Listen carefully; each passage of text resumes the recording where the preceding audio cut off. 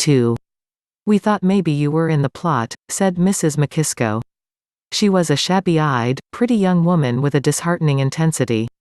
"We don't know who's in the plot and who isn't. One man my husband had been particularly nice to turned out to be a chief character, practically the assistant hero." "The plot?" inquired Rosemary, half understanding. "Is there a plot?" "My dear, we don't know," said Mrs. Abrams, with a convulsive, stout woman's chuckle. "We're not in it. We're the gallery."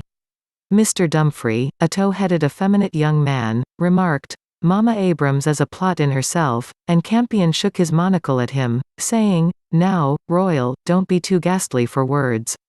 Rosemary looked at them all uncomfortably, wishing her mother had come down here with her.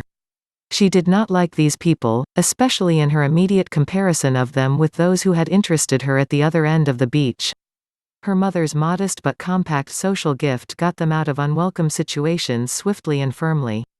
But Rosemary had been a celebrity for only 6 months, and sometimes the French manners of her early adolescence and the democratic manners of America, these latter superimposed, made a certain confusion and let her in for just such things. Mr. McKisco, a scrawny, freckle and red man of 30, did not find the topic of the plot amusing.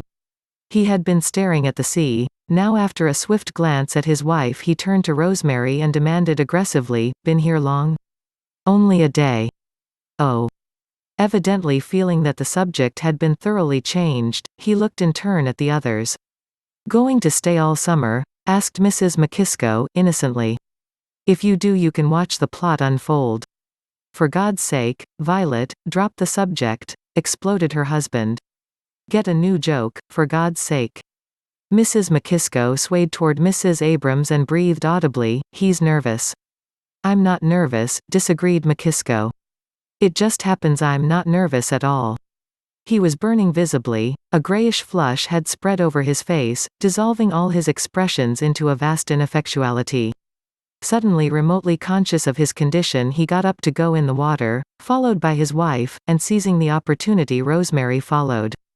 Mr. McKisco drew a long breath, flung himself into the shallows and began a stiff-armed batting of the Mediterranean, obviously intended to suggest a crawl. His breath exhausted he arose and looked around with an expression of surprise that he was still in sight of shore.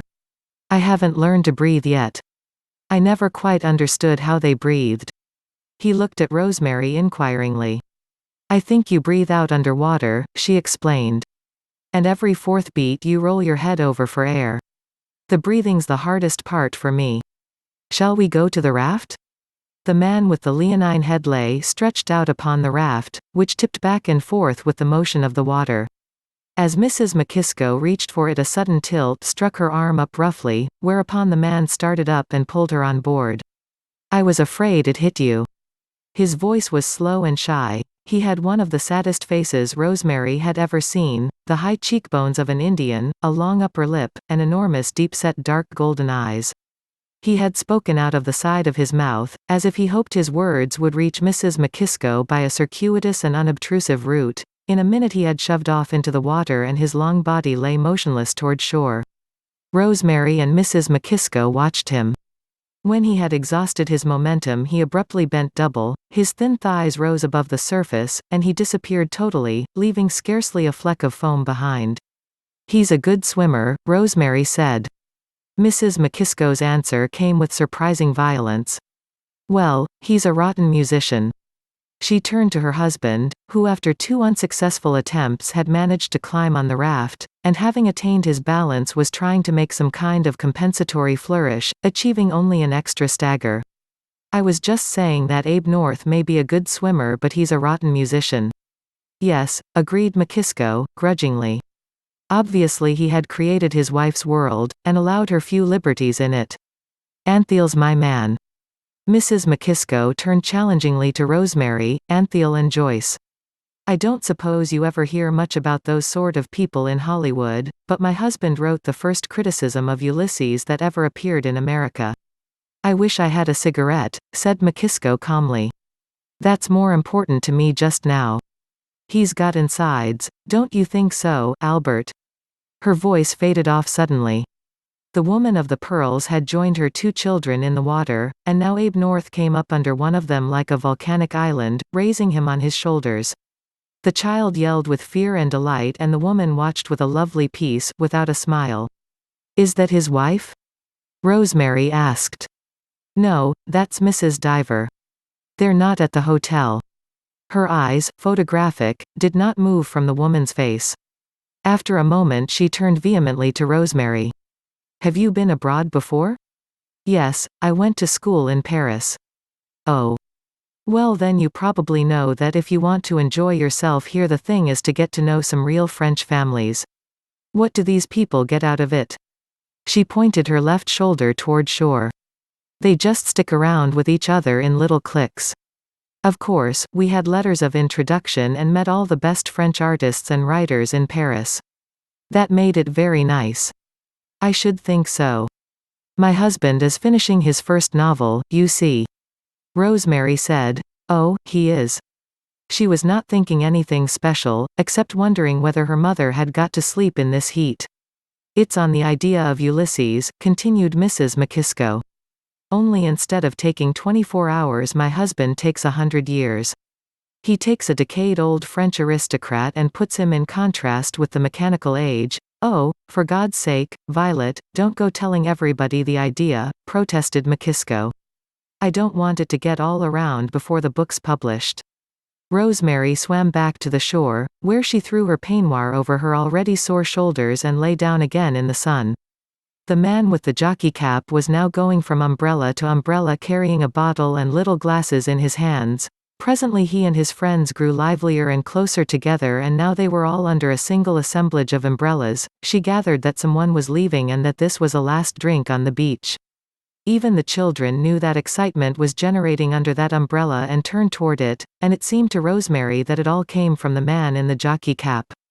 Noon dominated sea and sky. Even the white line of Cannes, 5 miles off, had faded to a mirage of what was fresh and cool. A robin-breasted sailing boat pulled in behind it a strand from the outer, darker sea. It seemed that there was no life anywhere in all this expanse of coast except under the filtered sunlight of those umbrellas, where something went on amid the color and the murmur. Campion walked near her, stood a few feet away, and Rosemary closed her eyes, pretending to be asleep. Then she half opened them and watched 2 dim, blurred pillars that were legs. The man tried to edge his way into a sand-colored cloud, but the cloud floated off into the vast hot sky. Rosemary fell really asleep. She awoke drenched with sweat to find the beach deserted save for the man in the jockey cap, who was folding a last umbrella. As Rosemary lay blinking, he walked nearer and said, "I was going to wake you before I left. It's not good to get too burned right away." "Thank you." Rosemary looked down at her crimson legs. "Heavens." She laughed cheerfully, inviting him to talk, but Dick Diver was already carrying a tent and a beach umbrella up to a waiting car, so she went into the water to wash off the sweat. He came back and, gathering up a rake, a shovel, and a sieve, stowed them in a crevice of a rock.